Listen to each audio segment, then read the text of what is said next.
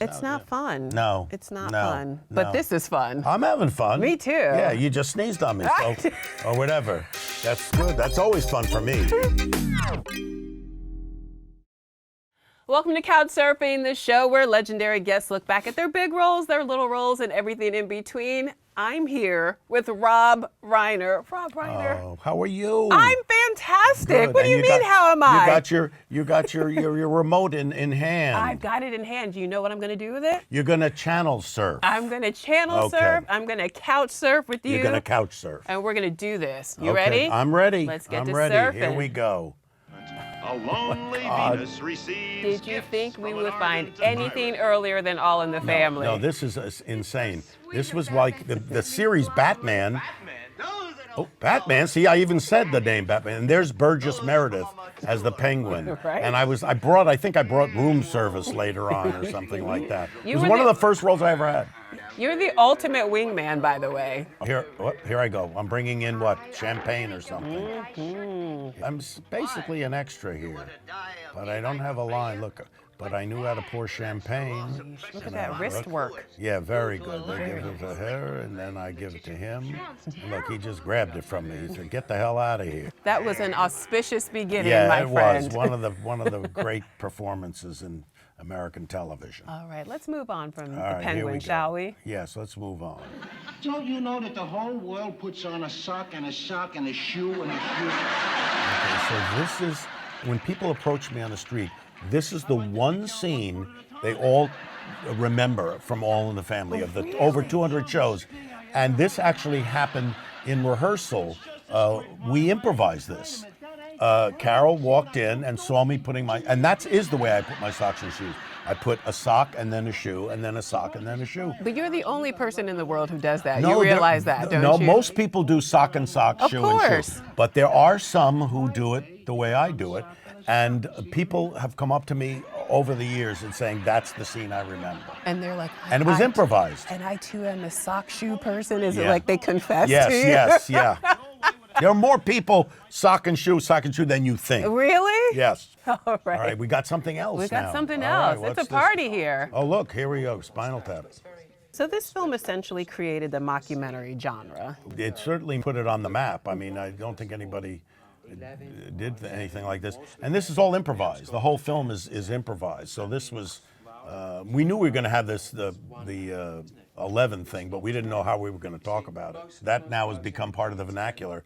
And when Elon Musk first created the Tesla, I was at a party, he brought this car in, he said, look at this new car I got. I said, yeah, it's wild. He says, let me show you something. He sits me down in there, turns on the radio, and the thing goes up to 11.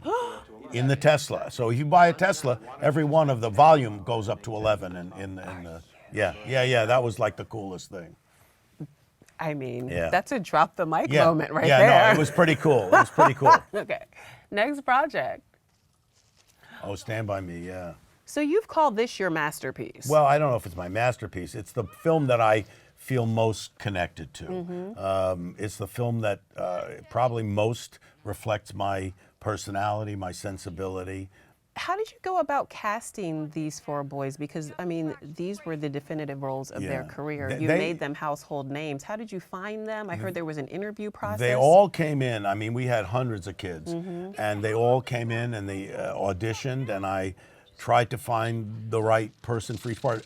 Interestingly, Corey was really the only one who came in and read Teddy the way it needed, who had the anger and all that, and probably based on his background and what he had gone through. But they didn't have much experience. They had a little bit, River Phoenix and Corey did, but the other guys didn't have very much experience. And what I did with them is I basically gave them an acting class.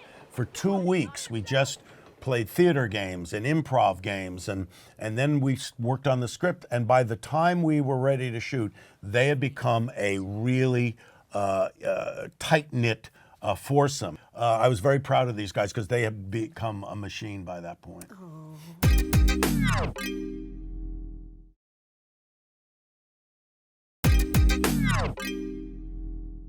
We're going to go to where? Princess Bride. Let's look at Princess Bride. Oh, there's Billy. There's Carol Kane.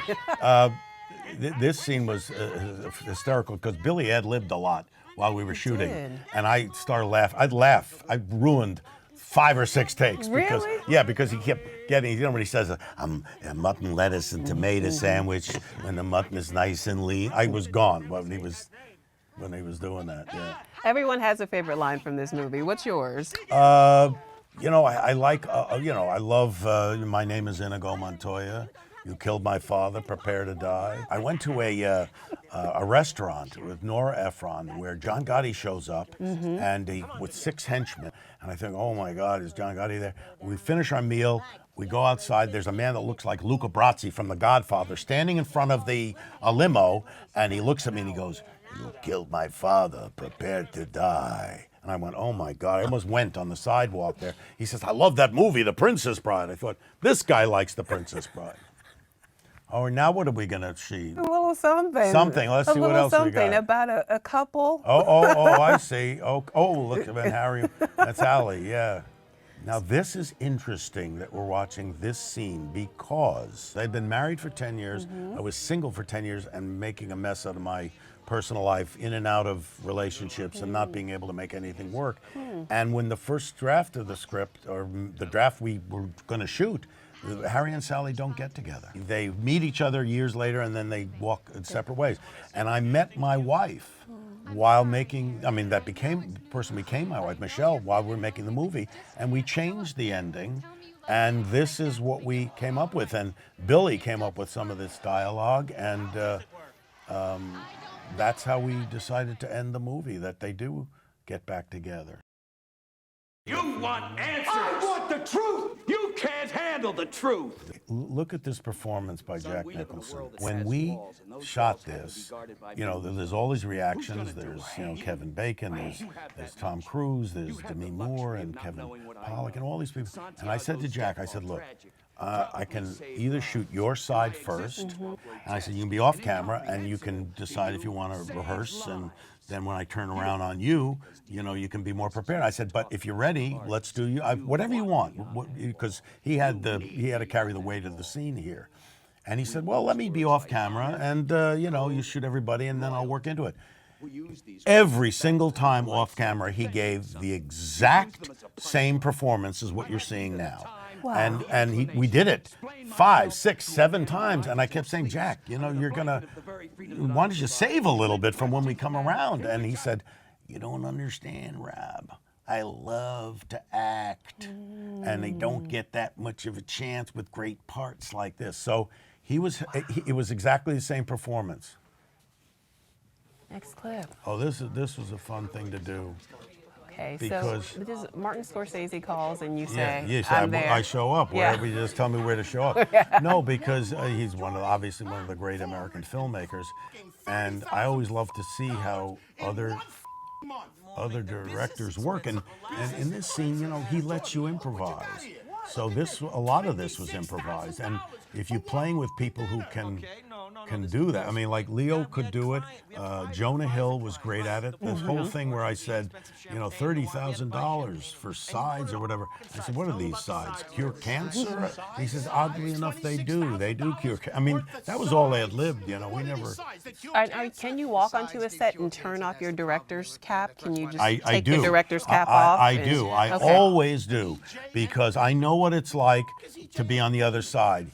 As an actor, you are at the beck and call of the director. You have to give them what they want to realize whatever vision they have. It's not your film, it's their film. It's not as challenging and not as ultimately fulfilling as directing, but it's definitely a lot more fun and less responsive. You get to play like play house, you know? We write for people whose kids get sent to war. I love that line. Yeah, and this is a speech. The character I play is a real guy, John Walcott. You only have one question This is the most important line in the film. Is it true? You know, when the government says something, you only have one question to ask. Is it true? And that really is the basis for all of great journalism and the importance of getting to the truth. We now are living in a time where it's more important than ever for the mainstream media to press for the truth, because we have a president who continually lies with abandon about everything, big and small. And if our democracy is going to survive, then those people in the press are going to have to step up and fight, because otherwise we're gonna drift into autocracy. So you're not voting for Trump in 2020? No, I am, oddly enough. That's the funny thing. The guy, okay, so he has bad hair. Okay, so he's a misogynist, he's a racist, he's a xenophobic, okay. But I don't know what comes after but. There's no but. Rob Reiner, thank you so much for surfing by. Thanks. You were extraordinary. Oh, thanks. You were Thanks for having me. Shock and Awe is available now on DirecTV and is in theaters July 13th. See you next week on Couch Surfing.